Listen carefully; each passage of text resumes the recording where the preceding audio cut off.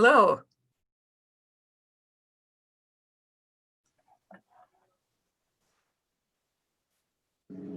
Hey, Aaron. Hello. What do you guys think of my backdrop that Adam encouraged me to use? It's great. Yeah. I think it's the first time following Adam's advice has been a good idea. I think it's a little distracting though, so I think I might drop back to something more neutral, but hold on.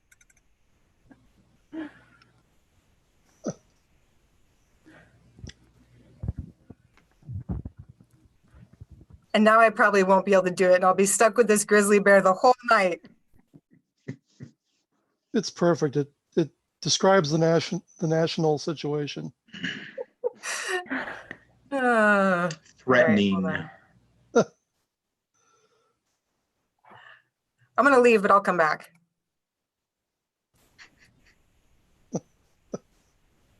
We'll get started in just a minute, folks. I don't know if Aaron realized that we are live on the site now, but I know. We'll be back at it just in a second. I'm drinking Bush this evening, as usual, and I'm also promoting the local blood center. So look up your local blood center if you want to do something nice for folks. I'm drinking Smittix and promoting the Gazette Pints Politics, I guess it says on the glass. Nice job. Yeah. I'm a company guy. You know, what can I say? All right, well, we're going to go ahead and get started. Welcome, everyone, to Pints and Politics, our second virtual edition. I'm Erin Jordan. I'm an investigative reporter for the Gazette, and I'll be your moderator tonight. So our panel is prepared to answer your questions and mine about national, state, and local politics. We'll probably go 45 minutes to an hour, because I know no one likes more than an hour of Zoom. Am I right? You're right. Okay, thank you. So to our guests online, we do have the capability for you guys to submit questions, and I've gotten a few of those already, and we'll integrate those into our conversation here. And just to introduce our panelists for tonight, we've got Todd Dorman, Gazette's Insight and Opinion Editor, Liz Lenz, Gazette columnist, Adam Sullivan, Gazette columnist, and James Lynch, the Gazette's political reporter. So let's go ahead and get started on the national front. So today was the memorial service for George Floyd, a Black Minneapolis man killed in police custody May 25th. Now, one former Minneapolis police officer has been charged with second-degree murder, third-degree murder, and second-degree manslaughter.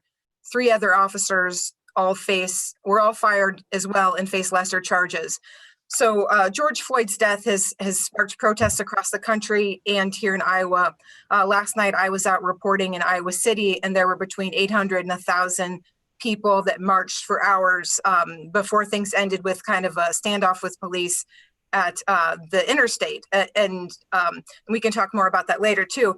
But the systemic racism in our country has existed for a long time and won't change overnight, but many of us are tired of waiting for that. And I wanted to ask the panelists here, what are some things that the federal government could be doing to address some of the concerns raised by protesters?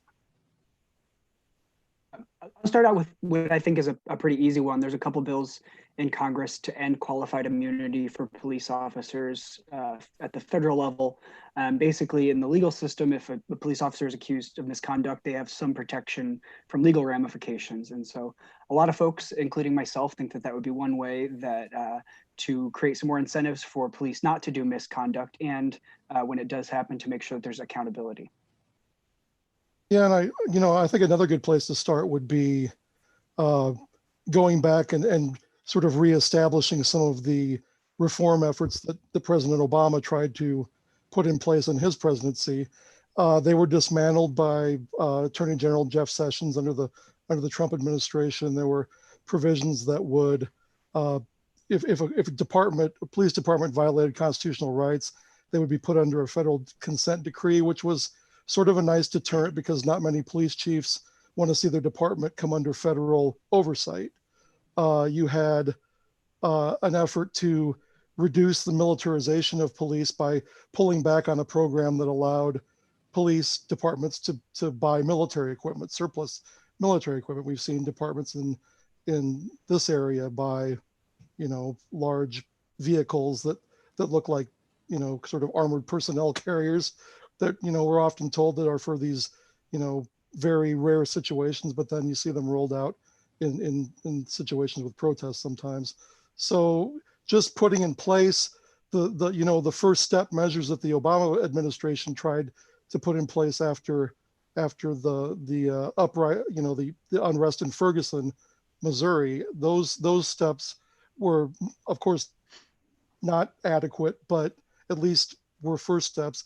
And right now those aren't even in place. So it'd be nice to at least go back to square one instead of going several steps back.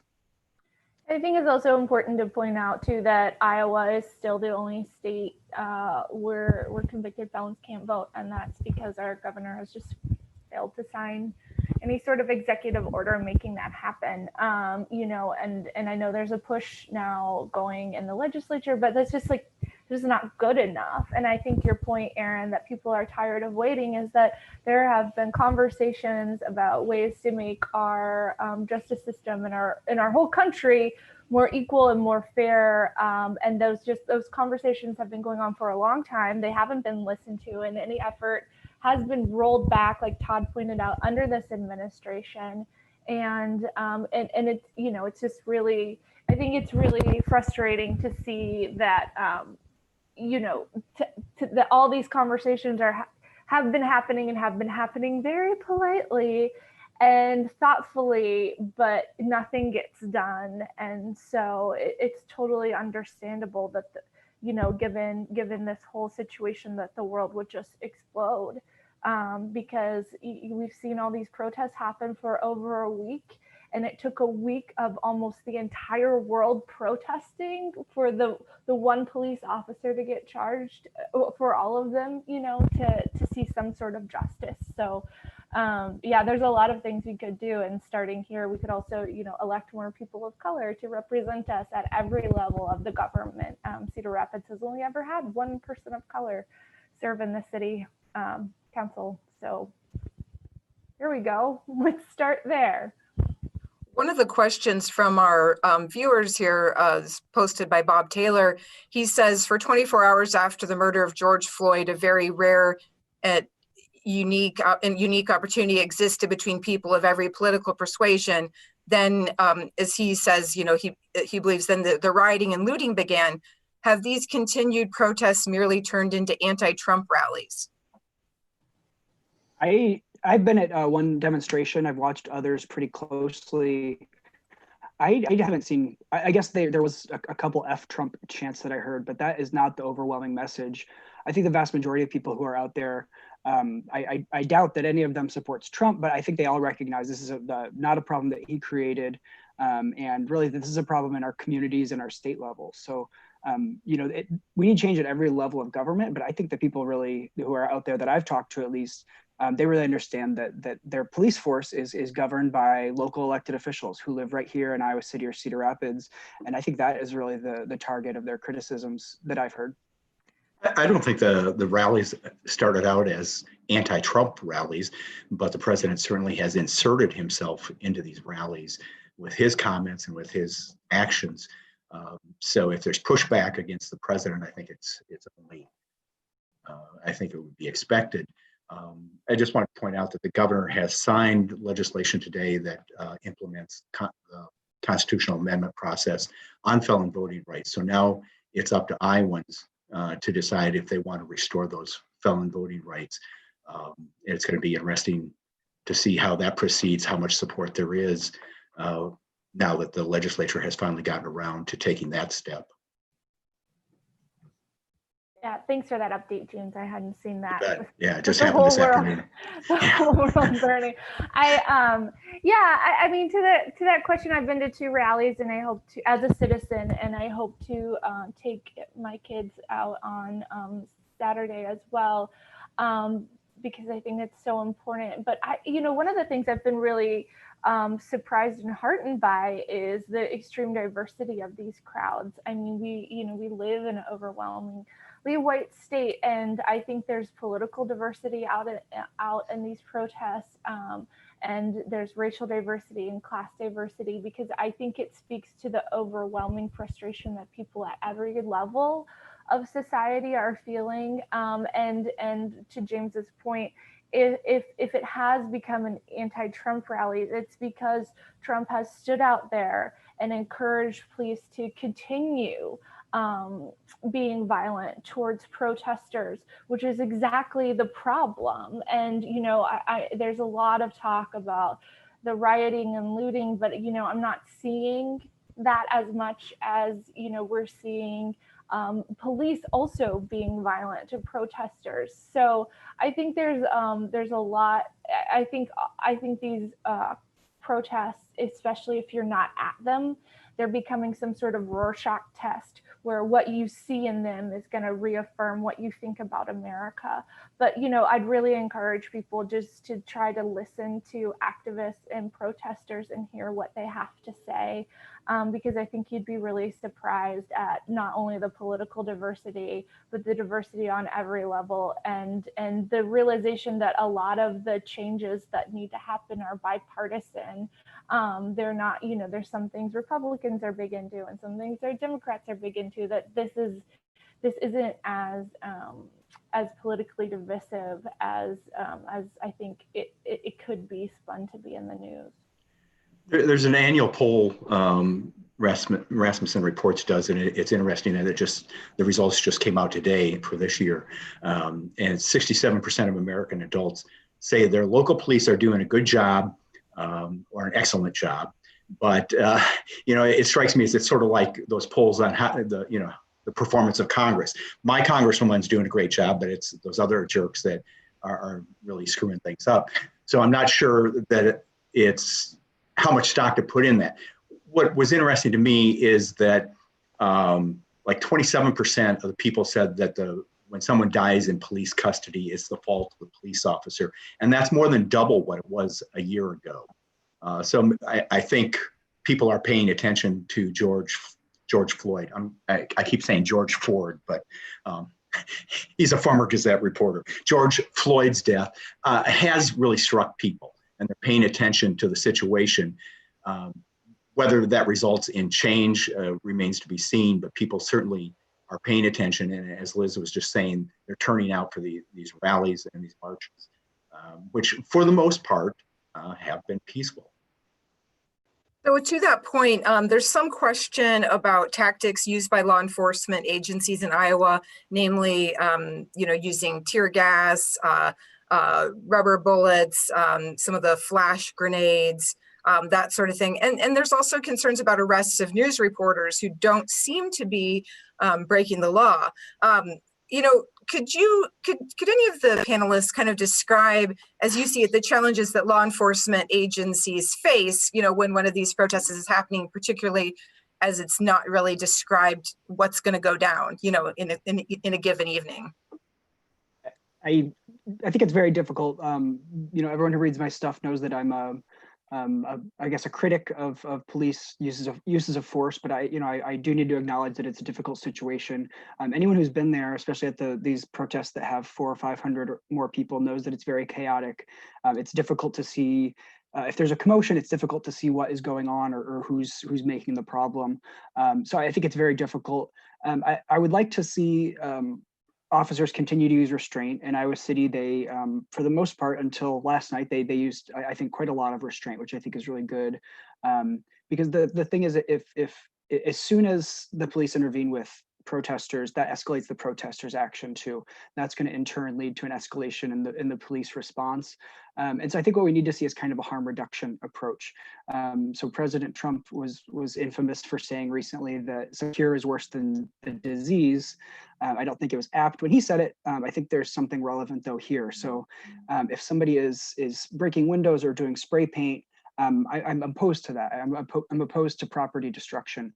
But if the solution to that is going to set off, a series of injuries and possibly life-threatening injuries, then I think we have to strike some kind of balance there with harm reduction.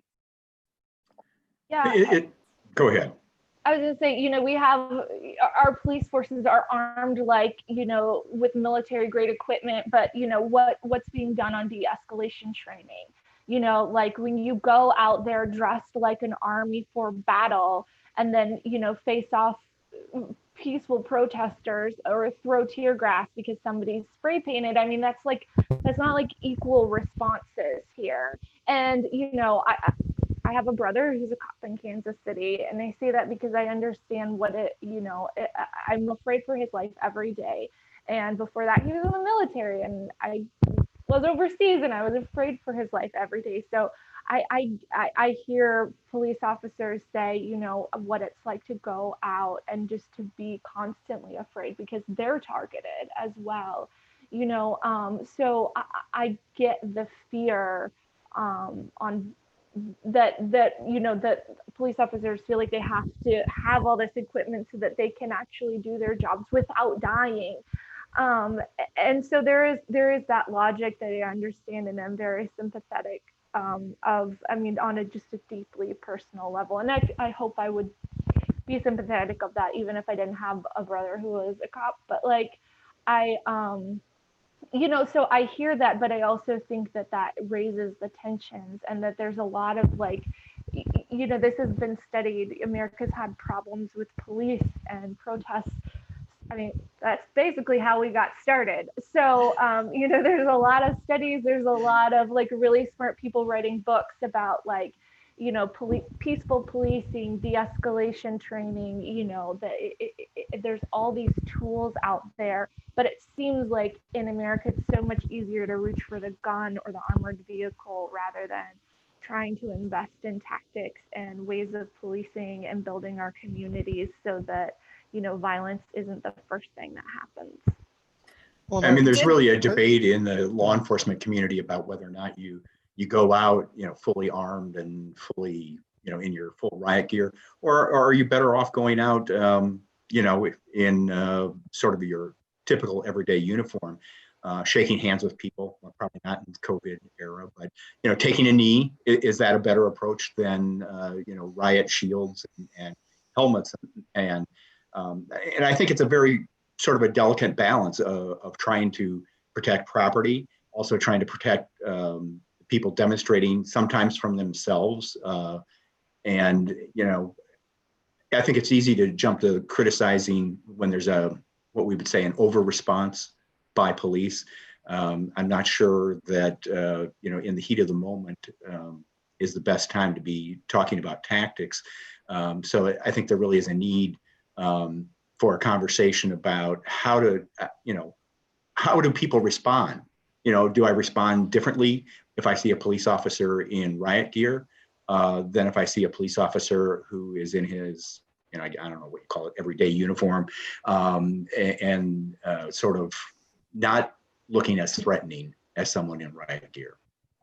Well, I also think we saw the use of curfews in this situation. We had local governments sort of swiftly pass these curfews without a lot of ability for the people that they affected to weigh in.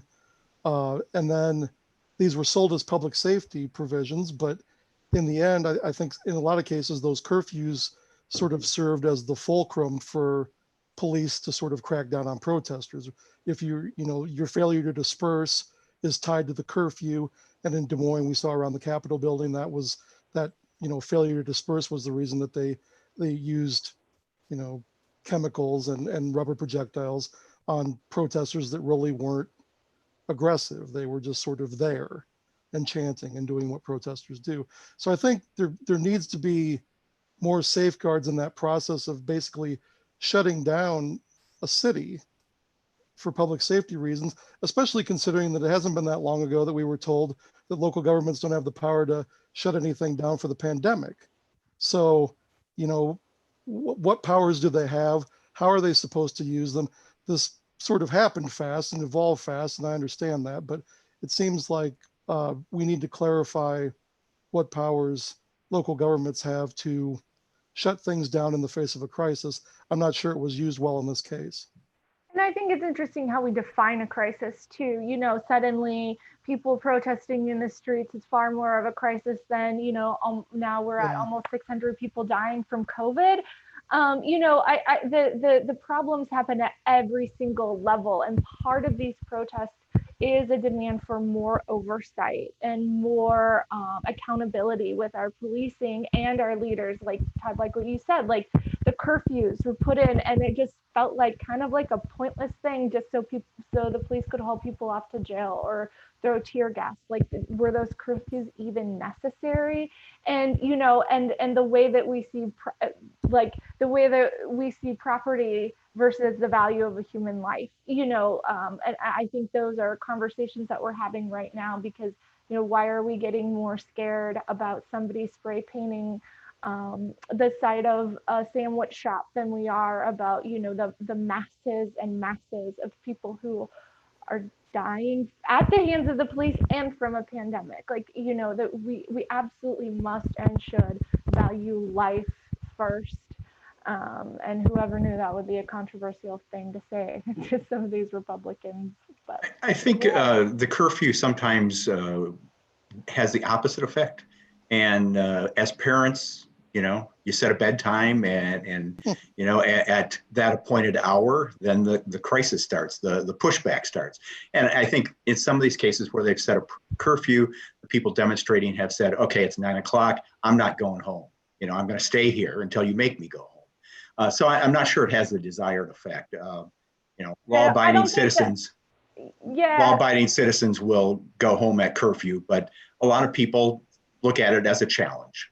I don't think that's a fair characterization of what's happening out at the protest, though. I mean, I think people are out there to make a point, and, you know, and also these curfews are haphazard, very poorly communicated. And, you know, people are there to say we're here to peacefully protest. So I think it's a little bit less of like a petulant teen attitude and more of bad communication, bad policy, all being applied haphazardly and ineffectively to people who are out exercising their First Amendment rights. That's pretty much what my kids said at bedtime. Not as eloquently. When I was out and about last night, I saw some examples of that dialogue you guys were mentioning. You know, it wasn't always someone like, you know, just wearing their polo and khakis out having a conversation, but people did have conversations. I was talking with a chant leader, and she was approached by a sheriff's deputy who remembered her from the previous night and said, "Hey, I think you got pepper sprayed because you were helping protect me. I'm so sorry that happened to you." You know, it was just a really neat exchange to see. So I think it's hard to do that, a lot of that, but maybe more of it, you know.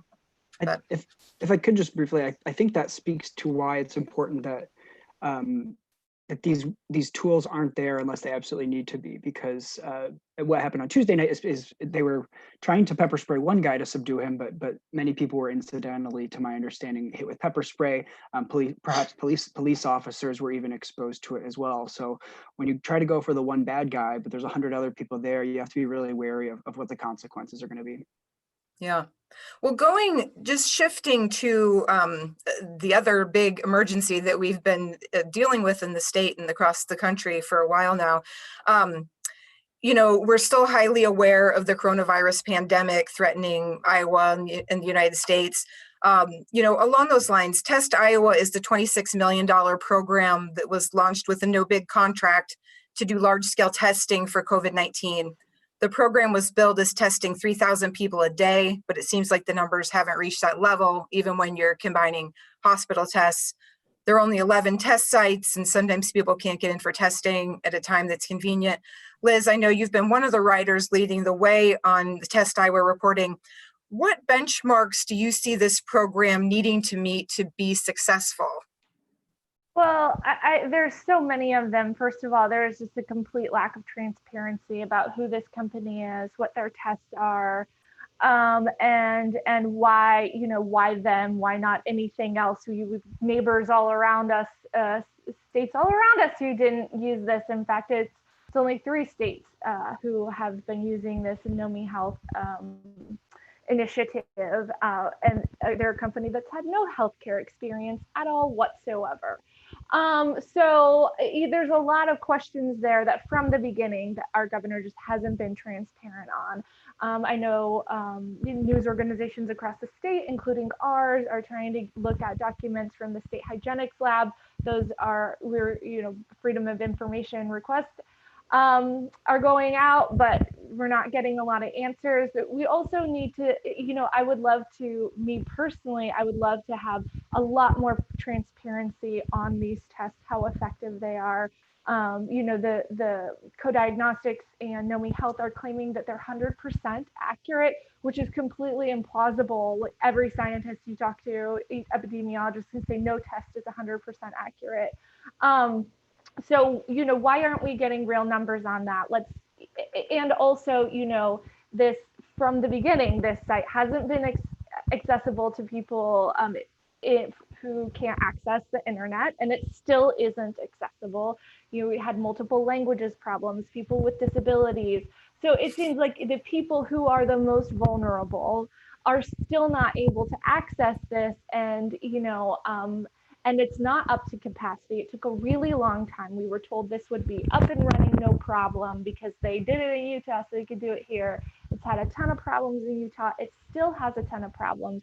And we're not getting transparency. We're not getting answers. And it basically just kind of feels like a big blanket that's being used to cover up a bigger problem. And it's also like a $26 million that could have been given to a state hygienics lab that had previously been defunded and had to have a bunch of layoffs. So there's just so many questions, and we're not getting good answers at all from the governor. In fact, we're getting very few answers. That 3,000 tests a day was a promise and a guarantee. And then today at her conference, she said, oh, no, it was never a promise. So I think there's just a lack of communication about hard data, hard numbers, what exactly is going on here. And, why did we do this so haphazardly and ham-handedly when people were dying? I would just follow up quickly on one of the points Liz made, that today at the press conference, the governor mentioned that, like Liz said, that 3,000 a day was never a promise or a guarantee. But to my understanding, it was kind of the goal. And she says it was the capacity. And I think she was kind of suggesting, well, they could do that many, but people aren't coming in for them. But that's part and parcel of the program. So if you're not promoting it in such a way, and if it's not accessible in such a way, both on the internet and geographically, that 3,000 people want to be tested. The idea that there aren't 3,000 people every day that ought to be tested, especially because we need to be retesting people. People who were tested when this program started need to be retested now. So I think, if the governor has made Test Iowa a big part of her coronavirus response, if the numbers are bad, I think that it falls on the administration, because the buck has to stop somewhere. And that whole thing of like, well, maybe people aren't going in to get tested. I mean, my most recent article, I talked to a whole bunch of different people who wanted to get tested, and were basically told, in every situation, they were living with somebody who had previously tested positive for COVID. And so they wanted to get a test. And so they went to their doctor, and their doctor said, well, just assume you're positive, because tests are a premium here and we can't just test everybody. So just assume you're positive, quarantine. And so, but so they're like, okay, well, we'll go to Test Iowa, but they were not able to find a testing site near them. And even the ones far away, they weren't able to get in. Took, I think in the case where there was the shortest amount of time, it took 4 days to find an open testing spot within an hour radius of where this person lived. So, I mean, of course, that's anecdotal, but you hear that all across the state, people having problems getting in, people having problems getting tests. And, and then when those test results come back, there's not adequate information about, like, should you be retested? How accurate is this test? Should you be following up with a physician? What should you be doing? If you have a lot of symptoms, your test comes back negative, but you still have symptoms, so there's just like there's not a lot of answers, and people are just falling through these big gaping holes in this program. and it's just making everything worse. I wanted to ask you, Todd, I know that you've reported on this, the coronavirus outbreaks among employees at meatpacking plants have caused some plants to close in Iowa, which has resulted in farmers having to kill off hogs that they can't take to market. Do you think this situation, what kind of weaknesses does it point out in Iowa's supply chain for meat? Well, I think it points out weaknesses in the big picture, which is that over the past 40 years, we've seen, rapid consolidation of the meatpacking industry to the point where you now have, a lower number of very large plants where if something like this happens and the plant goes offline, then it really buckles the food supply chain in a major way, because there aren't a lot of places for farmers to take their livestock now, like there maybe were 40 years ago. And also during that time, the wages for these jobs have kind of fallen from where they were sort of, in the middle class to more of a low wage workforce that is, there's a lot of immigrants and refugees, as we all know. And then the COVID situation, the problem, within that problem is that these plants seem to run and push ahead even as the virus spread. And then, when enough, instead of sort of putting in proactive protective measures to maybe try to slow the spread or protect their workers, they sort of pushed ahead. And then you saw explosions in cases, hundreds of workers getting sick at individual plants. There were temporary shutdowns to clean up and put in measures that probably should have been put in the first place. And there's a lot of talk about how this has affected farmers, and it has affected farmers. And it's heartbreaking to see farmers have to destroy their livestock. That's not what they want to do. They want to raise livestock. But you don't hear a lot about the plight of these workers who have basically been compelled to go to work in conditions that made it possible for this virus to spread quickly, and some of them have died.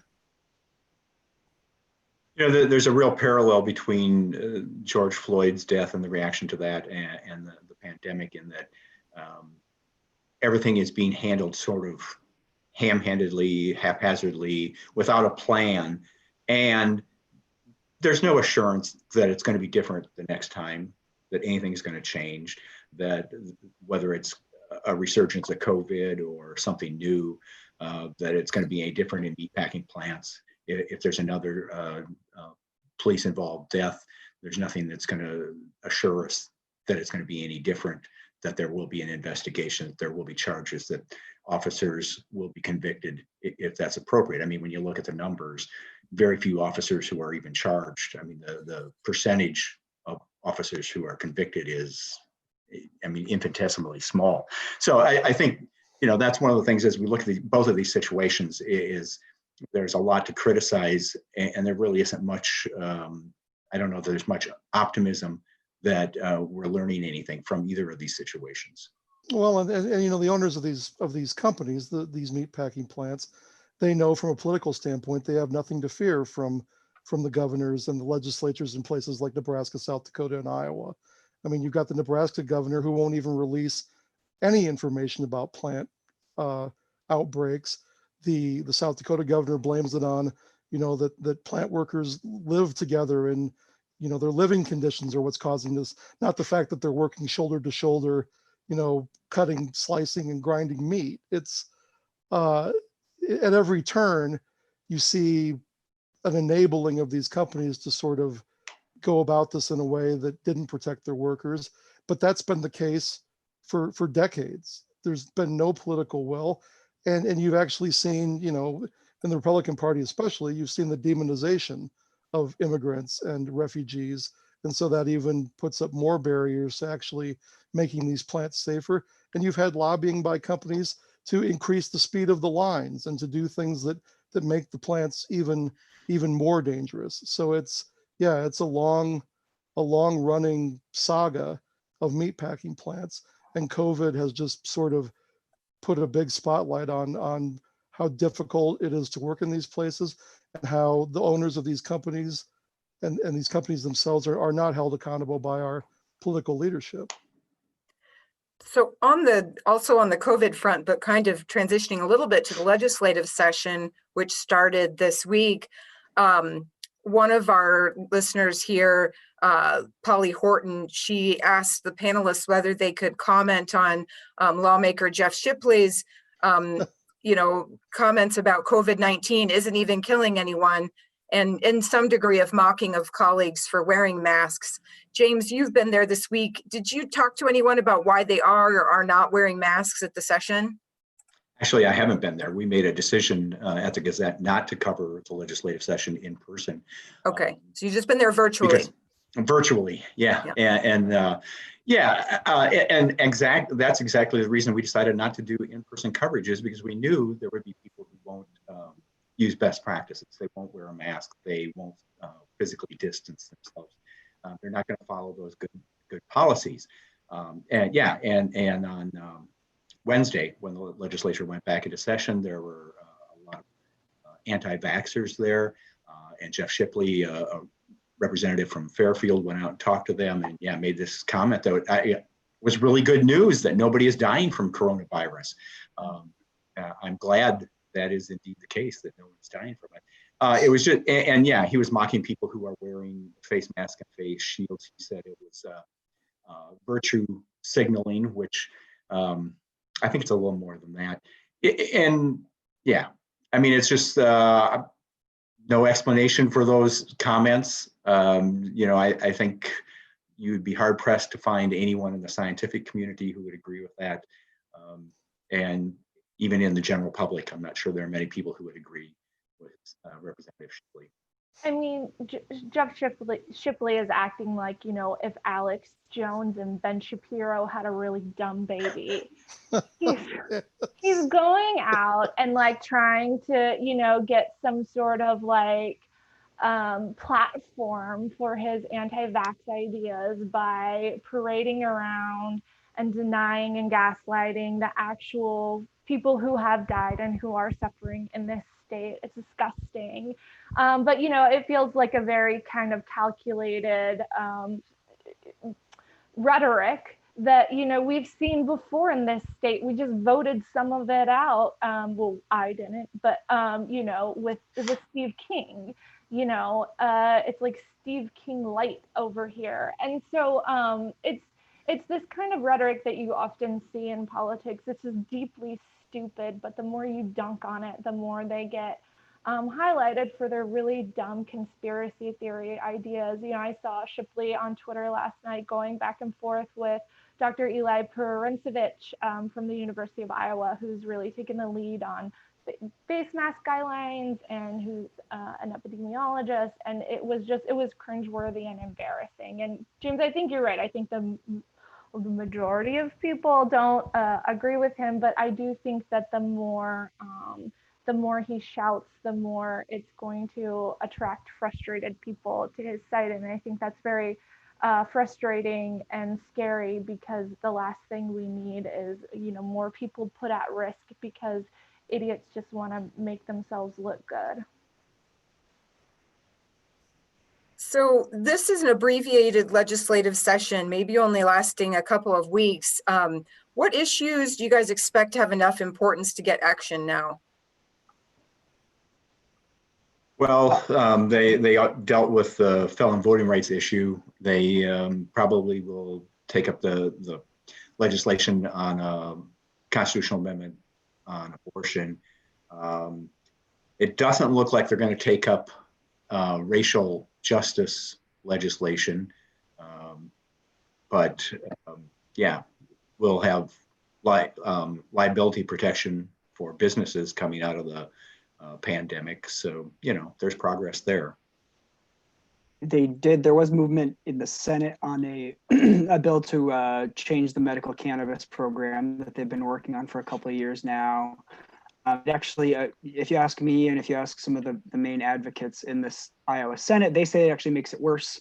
According to their analysis, actually almost half of the patients on the program now will actually have to take less of the CBD, which is the very restricted medicine the only thing that's available in Iowa, or they'll have to purchase illegal marijuana, which The legislature just likes to ignore that that's a thing, that it's very easy to buy drugs on the street in Iowa. It's very easy to drive to Illinois and purchase drugs that are illegal here. And so that's what you'll see happening. People will either suffer, they'll up their opioid use, or they'll go buy illegal drugs. And it's a shame that, and I'm sure others will make this point, but it's a shame the things that they're going to prioritize this year when we're facing multiple pretty big crises. There has been a bill in the legislature that's had bipartisan support that would reduce penalties for marijuana possession, which is, it seems like a small thing, but we've got to start decriminalizing stuff. We can't just retrain the police. We can't just take away their tear gas. Anytime a police officer has a reason to make a criminal stop against a suspect, if it's something for as stupid as marijuana, then there's a risk of escalation. So we got to start to decriminalize that stuff. There's no doubt about it. Adam, it's interesting that at the same time that Republicans are saying they want to roll back regulation, they can't see the parallel to decriminalizing things like possession of small amounts of marijuana. That they just turn a blind eye to that. Yeah. And we can't even have that conversation because we don't even have a real medical marijuana program. The stuff that they're selling people isn't that much different than what you could buy in a health food store 15 years ago. So it's just in a time like this, I thought that maybe people will get their priorities straight and realize what's really important, and that drug prohibition would not be one of those things, but I was wrong. Well, it's almost like not only did they take a break, but they were somehow cryogenically frozen during this entire thing. Like they're unaware of the pandemic. They're unaware of the racial unrest roiling the country. They're unaware of all of the economic issues striking, lower wage workers and people that work at restaurants, and the need for sick leave and all of these things that have been exposed during these, all of this crisis. And they've come back and said, well, we're just going to do what we were going to do before we left. We're going to restrict abortion. We're going to help businesses with liability because, God forbid that a business that did something that made their employees safe should be held accountable for it. I mean, it's like they want to just pretend that everything is still normal. It's the same as it was back on March 19th or whatever day it was that they left the Capitol, but that's not the case. And it's frankly appalling. And I hope voters take note of it in their local legislative races if they can actually track down a legislator in person or on Zoom to ask them any questions, because that's always difficult too, because in recent years we haven't seen legislators show up for forums and things where they can actually be asked about these issues. They'll just run ads about immigrants, the ones that are getting sick and dying at the meatpacking plants. So Todd, you mentioned the constitutional the question about abortion in the Constitution. I believe the Iowa Senate in February passed legislation that says the right to an abortion isn't protected by the Iowa Constitution, but I don't think the House has passed it yet. Where does that stand right now? I think there's scheduled debate. Go ahead. You know. Well, yeah, they're talking about debating it during this abbreviated session. Okay. They haven't debated it so far, and it doesn't look like it's on the agenda for tonight's debate in the House. But I think it's fairly certain that it will come up before they adjourn. And I wanted to respond to Todd's point about how the lawmakers have been frozen and don't seem to realize that there's a pandemic. I think we'll see their response when they actually start putting numbers into the budget. Yeah, that's when they'll address that pandemic. Either freezing the budget or reducing the budget.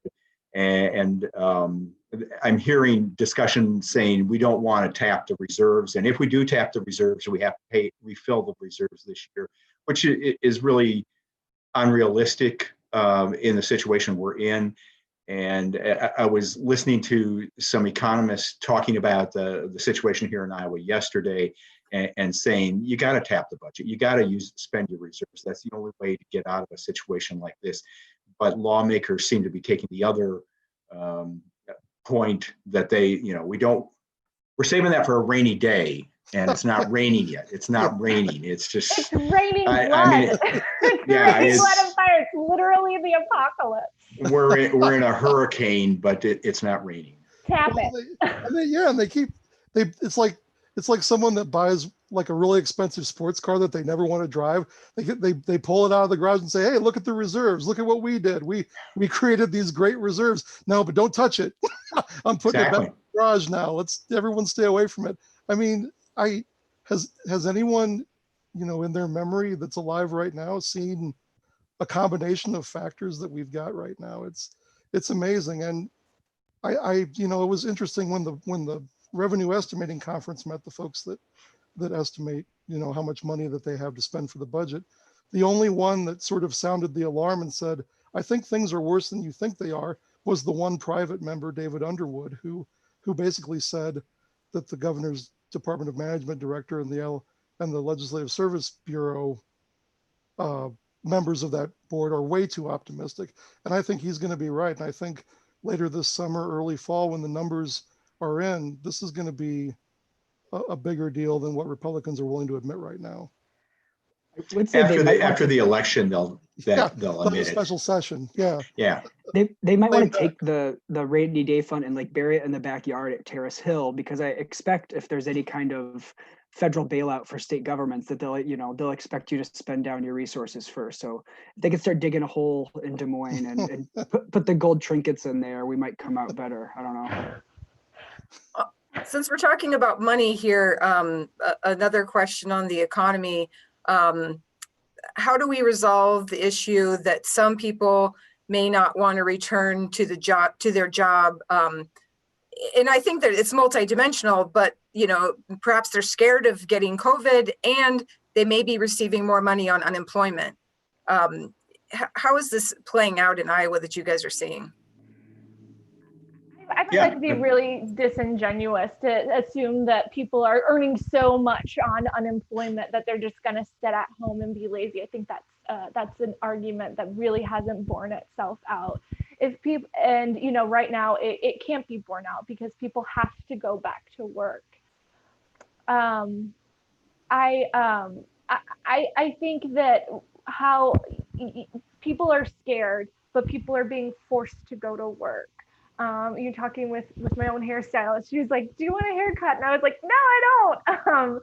And she's like, well, I have to work because I can't get any unemployment anymore. So it's that situation where she's in a high risk situation. And Pierre did that really great breakdown of situations in our world that are really high risk for COVID contraction. That's it for her, but she can't get unemployment anymore because that's the way our state is. So I think breaking it down into this kind of like, oh, on the one hand, people might have been earning more money.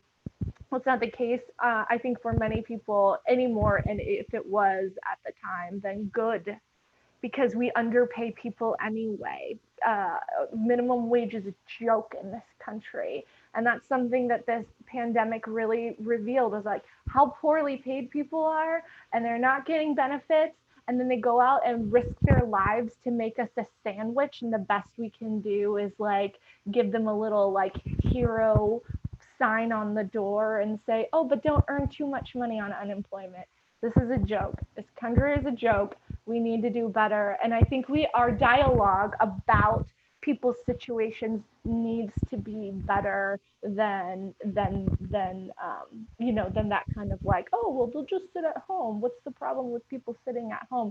We are a rich nation. We could afford to have had people shelter in place for much longer than we had, but because we want to put our money other places, because we'd rather, do so many other things, we cannot do that. And, God bless anybody who earned a smidgen more on unemployment.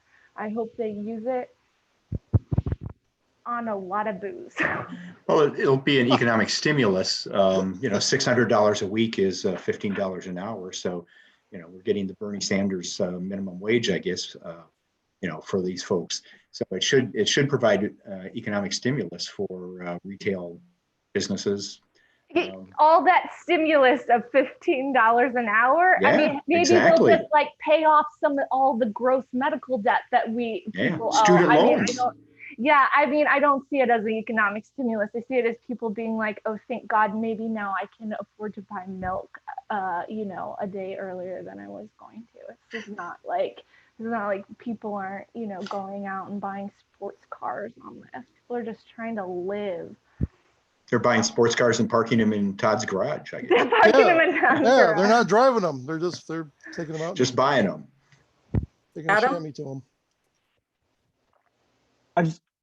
Sorry. I thought you were going to add something. Oh, no, I just, the data that I saw, this is a couple weeks ago, about half or a little bit more than that of people who were unemployed and were getting the CARES Act bonus were making more than they'd made while they're employed. Some of them were up to like 150% of the rate that they were making. I don't think it's, as Liz said, that money is not going to be there forever. So it's not like people can stay home forever and make more than they're making as soon as their jobs come back open. But we do need to think about hazard pay and things like that. And I don't know if that is necessarily a government responsibility or if businesses need to step up and do it. But I'm fine with making things more comfortable for people. But if you're working and risking yourself and still making the same wage, there's obviously something wrong with that. So we need to take care of those folks too. Yeah, workers risk their health working, but we'll do liability protection for businesses because that's what we do. One of the stories that I wrote early on was about a woman who worked at a Subway and it could be vague because she got into some trouble for talking to me, but on the northwest side of the state, she was really scared. She couldn't stay home. She needed a job. Took care of somebody who's high risk. And I mean, she's just like, I'm just making sandwiches, and couldn't close down, couldn't complain, couldn't do anything, and was really, really scared and afraid. She couldn't wear a mask. And all this, and the store's policies on how often they were going to clean and enforce social distances, she was saying they're just a joke and impossible to enforce. And I followed up with her last week. Sure enough, she's really sick. In fact, she got so sick, her employer wouldn't give her, paid sick leave. And so she had to quit her job. Fortunately, she was able to find another one. So she ended up having to quit. She goes to the doctor. She's got all the symptoms of COVID, but they're just telling her it's bronchitis. Don't worry about it. And so she can't get a test. And now she's trying to get a test through Test Iowa, and she can't find one near her. So this is case in point of, if our legislature and our elected officials are prioritizing protecting businesses over getting some sick leave and raising the minimum wage and hazard pay and all this kind of stuff, then we are not, then they're not doing their jobs. Before we wind down, we definitely have to talk about the primary election this week. Liz mentioned this, but I would say the biggest development on Tuesday is that U.S. Representative Steve King, who has held Iowa's 4th congressional district since 2002, despite a history of racist remarks and actions, lost. He lost to State Senator Randy Feenstra in the Republican primary. So now Feenstra faces J.D. Scholten in the general election. What do you guys expect that race to look like? Do you think it's going to be pretty close? No. The day after the primary election, the Cook Political Report moved it from, I think it was lean Republican to solid Republican. They said Democrats don't have a chance in that district with a mainstream Republican running, somebody without Steve King's baggage. Other political handicappers are taking basically the same reaction to it, that the Democrats' chances in the 4th district dropped precipitously with Randy Feenstra's win, that, Republicans will vote for him, unlike 2 years ago when a lot of Republicans didn't vote for Steve King. And that's not to say that J.D. Scholten isn't a good candidate. He ran a great campaign 2 years ago. I expect he'll run a great campaign this year. But, Republicans have a 70,000 advantage in voter registration. So J.D. Scholten would have to capture half of the no party voters just to reach parity. And I don't know if you can do that in the 4th district, that there are, that many no party voters who are sympathetic to a Democratic candidate. I think that's right. And the other factor is that the money will just dry up for Scholten. So it's easy to fundraise as the challenger to Steve King. If you say you're the challenger to Randy Feenstra to a donor in California, they don't really know who that is. So I give credit to Schulten as well. I thought he ran a really interesting campaign, but I think that energy and that enthusiasm goes away a little bit when the opponent is different. To some extent, that's good reason, but in another way, it's like, they have pretty similar policy priorities. They're going to vote pretty similar ways. They're going to sponsor some of the same legislation. And I do think it matters, the things that politicians say. The fact that Steve King says the things he does, I think that does matter. It's not just totally immaterial, but it is a little bit of a problem with the way we think about elections, that it's not always so much about the policies. It's about the, who's started the most fires and who's made the most enemies. Steve Also, King. Definitely. he has the most ray gun shirts. Ray gun. Steve King inspired, yeah. Steve King inspired. Wanted to note too that I saw a lot of Twitter traffic just about the all-female races that we're going to have in the 1st district and the 2nd district, and then for U.S. Senate. So in that case, Teresa Greenfield, a Des Moines-based real estate developer and urban planner, got the Democratic bid for U.S. Senate, which means she'll face Joni Ernst. So I saw someone on Twitter post about what they saw as the folly of the Iowa Democrats choosing another Des Moines politician in a statewide race. And, I wanted to know, Todd, do you have any thoughts about that? Like what the history is there? Do you think that's... Yeah, the last 2 gubernatorial candidates that ran statewide were from Des Moines and both lost. I guess you could also count Chet Culver to some extent. He was from Des Moines and lost his bid for a 2nd term, so 3 in a row. I don't, is it a decisive factor? No, but I think a candidate from, the capital city where, a lot of Iowans, have this idea that maybe folks don't understand what life is like in the rest of the state, have sort of a heightened obligation to sort of prove that they do understand what's happening in the rest of the state. Teresa Greenfield has a good origin story. She was born in Minnesota as a farm girl, as she talks about often. But I think sometimes you need more. I think of Tom Vilsack, who actually wasn't even born in Iowa, was from Pennsylvania, but built a law practice and a political career in Mount Pleasant in Henry County, a rural county. And I think that gave him a stronger bond with parts of the state where maybe Democrats don't always, especially now, do so well. So I think it's one of those situations where there are a lot of Democrats asking, how do we get voters in, Fort Dodge and Emmitsburg and Carroll and some of these places where in the past Democrats were competitive and now aren't. And part of that is, sort of nominating candidates who have some understanding of that territory. And I think Teresa Greenfield will be a good candidate. She's going to have a lot of financial backing, but she does maybe miss that piece in her resume, which could matter. I just thought it was interesting the way that, it was obviously a heated primary, so she subjected herself to criticism from the fellow candidates about her business record, about her fundraising, her associations with special interests. I thought it was really fascinating that just a few days before the primary, we got a guest column signed by Disappointed Dems, they called themselves. They put their real names on it too, but prominent people in the Democratic Party who basically called out Chuck Schumer for using his, political apparatus to tilt the race in Greenfield's favor. I thought that was weird timing. If it looked like she was going to be the nominee, I don't know why you would rub more dirt on that. So that's a sign that I guess what I mean to say is I don't think they were eager to do something like that. I think if they came to that level, they were pretty concerned about something. So she might have some fences to mend too moving forward among Democrats. Well, it feels to me just like a situation that's mirrored the national situation, that the party establishment is leaning heavily on a candidate who they feel is like completely inoffensive and sure to win. It's almost just like made in a Democratic scientific lab, or like crank out, here comes a good candidate. And maybe that's unfair to Greenfield, but like thus far she has shown like zero personality in the race. And I think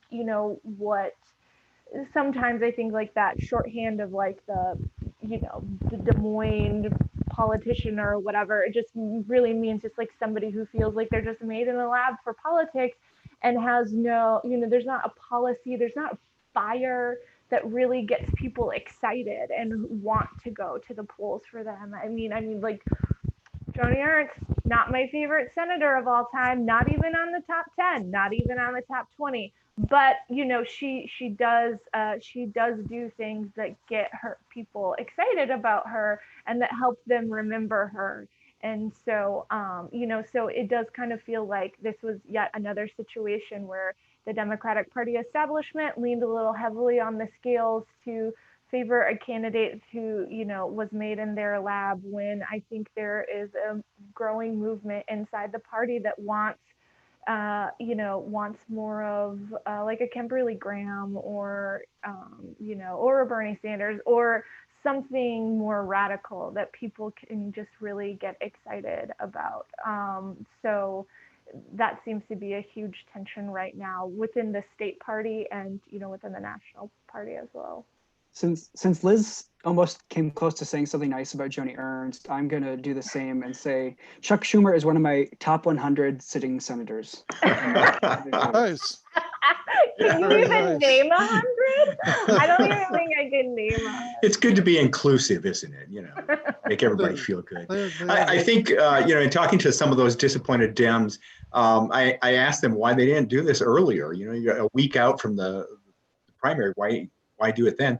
And they kind of, we could have done it earlier. And I mean, certainly Democrats were talking about it. I mean, they talked about it, in 2014 when Bruce Braley was kind of the anointed nominee. They talked about it when Patty Judge was the national party's, candidate over Tom Fegan and Rob Hogue. And I think there's a number of Democrats who looked at this and said, like, oh, here we go again, where, where the national party is going to tell us who to run. And it's another example of where, local party members, and in this case, state party members, aren't making the decision about who their candidate will be. And that hasn't worked out real well for Democrats in Iowa. Well, just a small caveat that I think the voters are still picking. Like if they're influenced by the money, it's still a problem. But fair enough. That's still what the voters had a voice. Well, we're going to wrap up for now. I like I said, we don't want to go past an hour because people's eyes start to zoom. And our next meetup is planned for August 13th. And so another link will be set up for a virtual round, and people can submit questions as they did today. We really want to thank everyone for being supportive of the Gazette as we've had to make these adjustments. We made the difficult decision to go all virtual for the rest of our Pints and Politics gatherings for the rest of the calendar year. So if you're a season ticket holder, we have sent information to you about options for your tickets through the email we have on file. But reach out to us if you have any questions about it by going to the Gazette special events page and selecting Pints and Politics. So thanks to the whole panel tonight, and have a great weekend, everyone. Thanks. Good night.